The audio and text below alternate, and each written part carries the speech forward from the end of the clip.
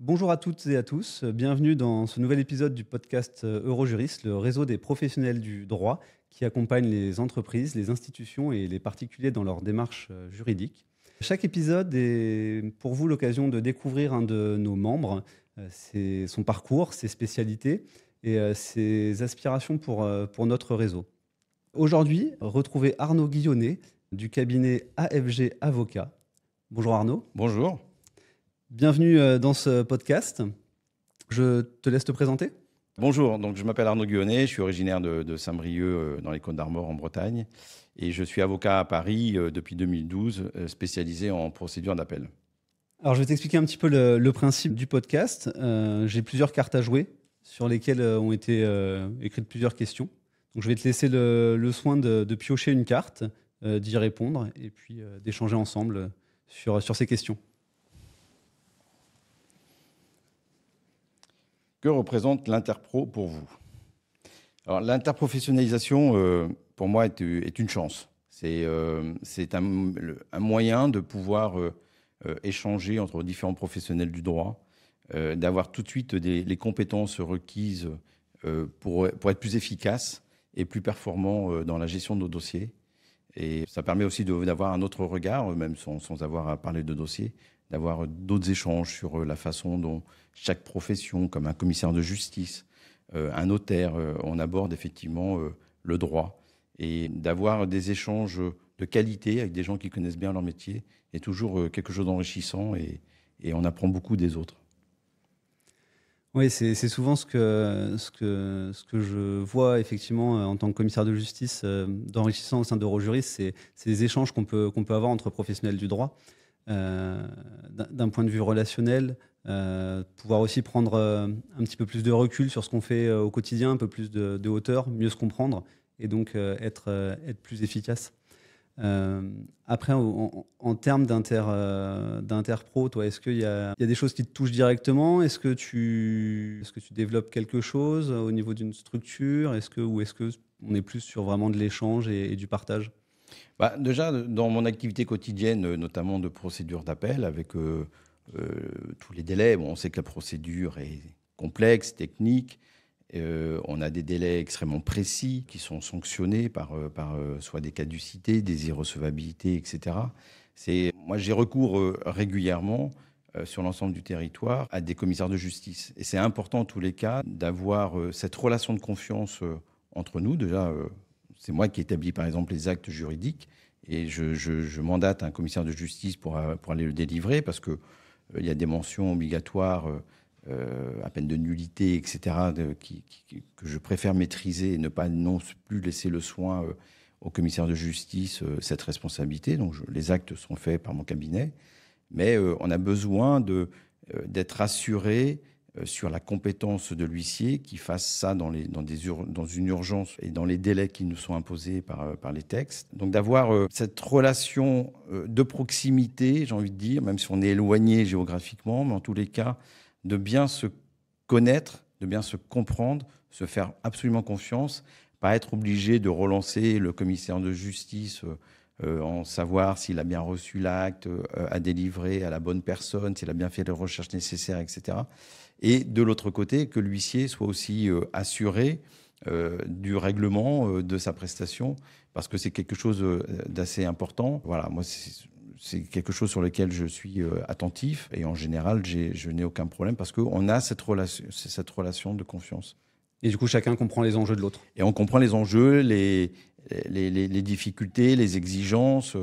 Je sais que parfois, il y a des confrères qui vont contester chaque ligne d'une facturation. Voilà. Moi, je suis pas... Si on me demande des explications, je les donnerai aussi. Mais voilà, je pense qu'on est suffisamment professionnel pour comprendre tous les cas, les exigences de chaque métier, de se respecter et de tout simplement de se faire confiance. Ok. On passe à une prochaine question. Prochaine question. J'adore les jeux de cartes. Il est court celui-là. Oui, c'est bien.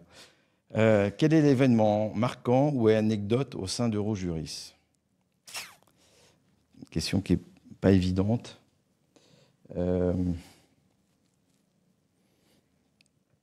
C'est pas je sais pas si c'est un événement ou une anecdote, mais comme j'ai expliqué tout à l'heure, je suis issu de l'ancienne profession des avoués à la cour. Et lorsque nous étions avoués, on avait une relation avec les correspondants, les avocats, qui sont aujourd'hui mes confrères, très présente.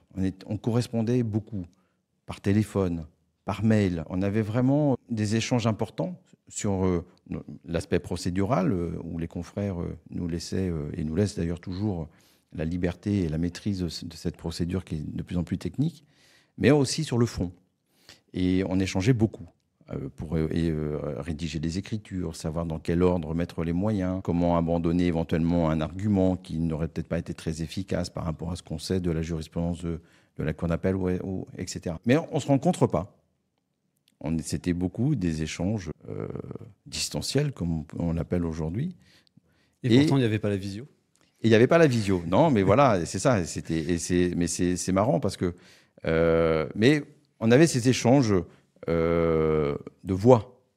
Et avec Eurojuris, la rencontre avec tous ces professionnels, même les commissaires de justice, on se téléphone, mais on ne se voit pas, on ne se rencontre pas. Et grâce à Eurojuris, j'ai pu mettre des visages sur des correspondants et sur des échanges que j'ai eus avec les confrères ou des commissaires de justice. Et ça, c'est super intéressant parce que moi, je trouve ça génial de pouvoir, en tous les cas, mettre un visage sur une voix qu'on a beaucoup entendue au téléphone. Ok. On enchaîne. Question suivante. Ok. Allez. Depuis quand et pourquoi avoir intégré Eurojuris ? Depuis 2012, j'ai envie de dire, dès la fusion de la profession d'avoué avec la profession d'avocat, moi, j'ai ressenti ce besoin, puisque la procédure est quelque chose qui me touche et que au plus profond de moi, en fait, hein, c'est vraiment ancré dans moi. Je pense qu'il faut avoir des gènes un peu particuliers pour pouvoir bien maîtriser et appréhender la procédure. Je me suis dit que c'était aussi un moyen, puisqu'on n'était plus obligatoire. Les avocats devenaient mes confrères, mes concurrents, quelque part. Mais aussi, j'ai envie de dire, j'avais envie de garder quand même ce lien d'échange, de partage. Et je souhaitais, en tous les cas, apporter l'éclairage que moi je peux avoir sur la procédure civile de manière globale. Et à l'inverse, comme de par cette fusion, on était moins à solliciter sur la gestion du fond des dossiers, ça me permettait dans tous les cas de garder aussi ces échanges de fond avec les différents correspondants. D'accord, donc ta volonté d'intégrer Eurojuris, ça était d'aller chercher du relationnel surtout ? Ouais, c'est de garder le partage. Garder le partage. C'est plutôt, moi, c'est plutôt cette notion-là. Encore une fois, je pense qu'on est beaucoup plus efficace et performant lorsqu'on arrive à échanger, partager, se confier éventuellement des missions les uns les autres, d'avoir accès rapidement aussi à une source d'information quand on sollicite quelqu'un qui est compétent dans sa matière et dans son domaine, on gagne du temps, on est plus performant et on se souvient aussi. Puis quand ça nous dépasse, on refile la gestion du dossier à un autre confrère qui est beaucoup plus compétent que soi-même. Et qu'on connaît bien grâce au réseau. Il nous reste 3 questions, 3 cartes. Allez. Qu'attendez-vous de ce réseau et que souhaitez-vous apporter ? Ça rejoint un peu la question juste avant, c'est ça, c'est vraiment la rencontre avec chacun de nous en tant que professionnel du droit. C'est cette notion de partage de connaissances juridiques, mais ça peut être aussi sur d'autres plans, sur la gestion, comment on gère un cabinet, son personnel, les obligations des uns et des autres, ou tout simplement d'échanger. Moi qui suis breton, c'est toujours intéressant de rencontrer d'autres bretons et de parler de la Bretagne, même si on change du domaine juridique, mais c'est intéressant en tous les cas. Ça peut être des échanges typiquement professionnels, mais aussi variés. Et puis c'est toujours intéressant de rencontrer d'autres professionnels du droit hors contexte où on ne parle pas que de droit. Oui, bien sûr. Et du coup, en fait, ce que tu souhaites apporter ou ce que tu essayes d'apporter au réseau, si j'ai bien compris, c'est ton expérience. Ouais, c'est ça, c'est expérience, expertise. Encore une fois, on ne peut pas s'improviser sur la procédure. Aujourd'hui, comment dire, il y a beaucoup de réformes sur la procédure. Ça va vite, ça va très vite. Et on peut pas maîtriser la procédure civile et procédure d'appel en particulier lorsqu'on a un ou deux dossiers par an, par exemple, à la cour d'appel. C'est pas possible. Donc, c'est important d'apporter son éclairage, même si même si on ne me sollicite pas pour gérer un dossier à Paris, mais on est quand même parfois embrigadé dans des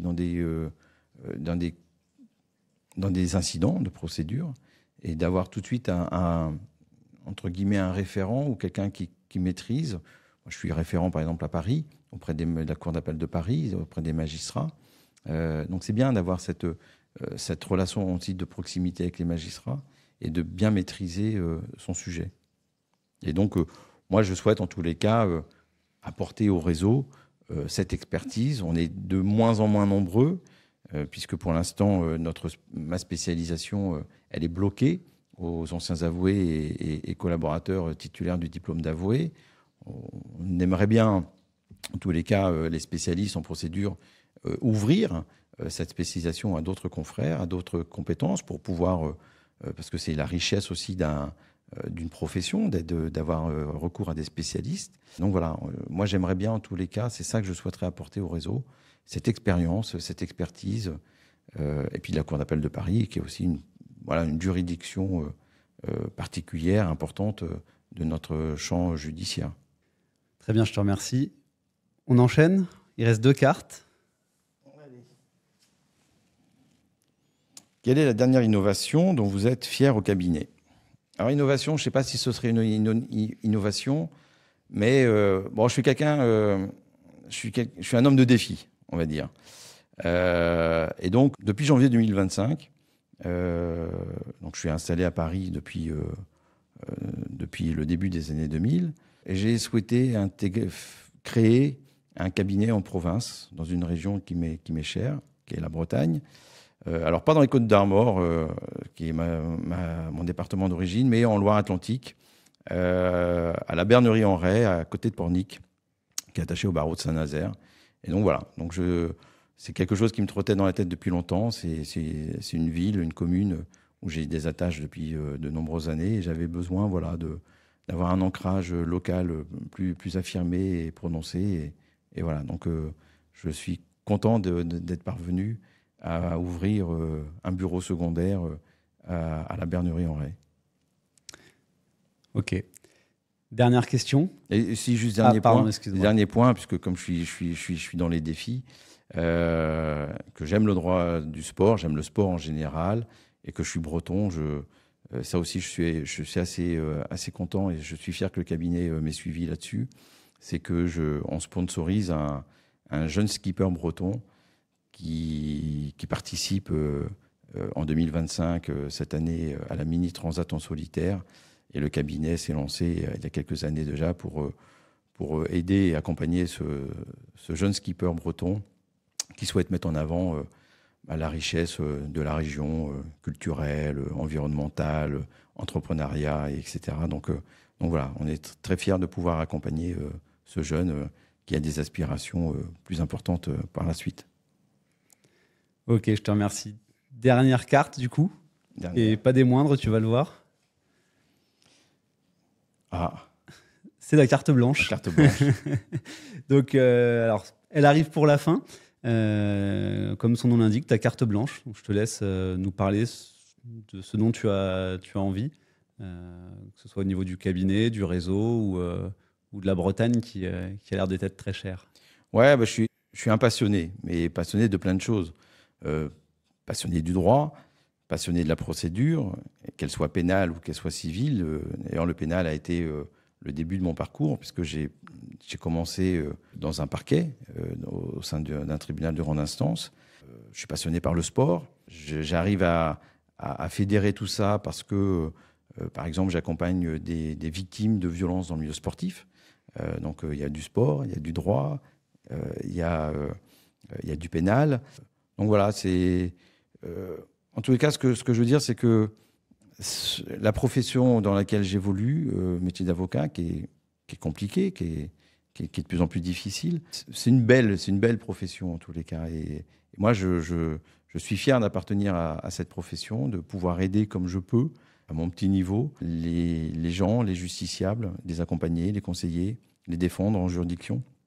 Et je m'éclate tous les jours, en fait, en définitive. Il n'y a pas une journée où je ne suis pas heureux de me lever pour aller au cabinet ou aller dans les tribunaux, les cours d'appel. Voilà, ouais, c'est une belle profession, on s'éclate et on rencontre des gens extraordinaires. C'est une belle façon de terminer ce podcast. Je te remercie Arnaud de ta présence et d'avoir participé. Merci à tous de nous avoir suivis et à bientôt pour un nouvel épisode du podcast d'Eurojuris. Merci, au revoir.